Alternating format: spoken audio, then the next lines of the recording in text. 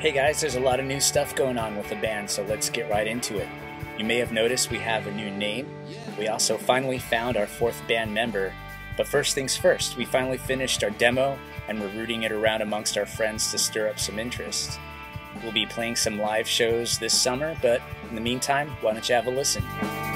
Reflection of us, in our eyes, in our eyes, walking down to the shore like there's no one else in the world. And I could never want more if these could be forever, and forever I would be nothing more.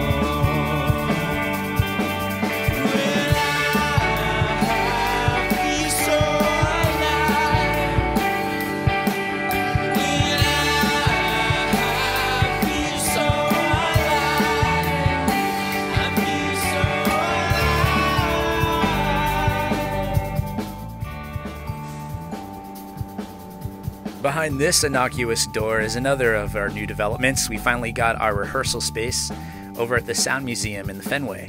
It's dingy, it's dirty, but it's big enough to hold all our stuff, and more importantly, I can finally play as loudly as I want. The fact that you're set up, your drums, and you're able to play your drums full force and in a way that we've never really been able to, just because of space constraints and because of just where we've had to practice. But I think this is where we're going to really start development and really start making pretty good progress. All hours access to this place.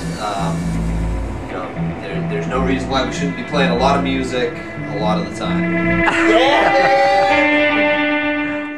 Probably the most exciting news is the addition of our long-awaited fourth band member, Johnny Fourbags, otherwise known as Mike Isberg, who's not only an experienced and accomplished musician who catches on quickly, but he's also the one who suggested our new name for us. Previous bands just needed a break from the politics and such like that. But then just one day, I seen an ad that Bill put out a couple of times and was going to respond because I liked the tone of it, just never pulled the trigger. And then one day, kind of just sent them an email. Right away, I could just tell, kind of from his tone, that just something seemed right. It's like when you're writing on your own and you kind of focusing on songs, you miss that camaraderie, and others kind of pushing you and challenging you. And just really sharing ideas and throwing ideas off of each other. So that was something I thought was really missing. So I need to get into back into a band situation. Just, I don't know, just more alive.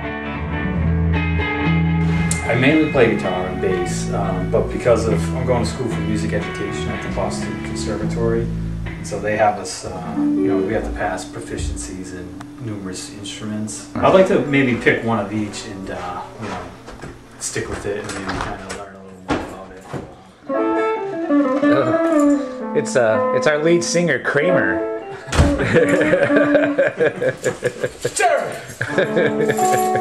They're all out of beef jerky at the corner market. It's a title of a poem by Dylan Thomas. I think he wrote it pretty much in like grammar school or high school or something like that. I was having a conversation about art history and kind of discussing Plato and Timaeus, I believe it's called, this piece. And in that piece by Plato, he kind of talks about, not to get too philosophical, but he talks about get philosophical. Yeah, human nature striving for permanence and basically wanting to be like the firmament or the stars to achieve that stillness within their own life. And when I was kind of discussing that, just that poem popped in my head, and I was like, that would be a cool band name, because that poem is basically talking about the Callous stars and how if the stars knew human suffering, they'll be more empathetic or sympathetic. But it's not like it's more in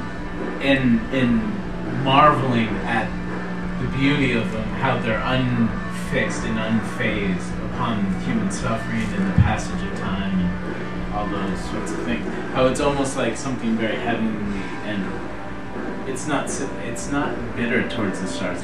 Cut to where Brian is doing an interpretive dance to to James Earl Jones reading the poem.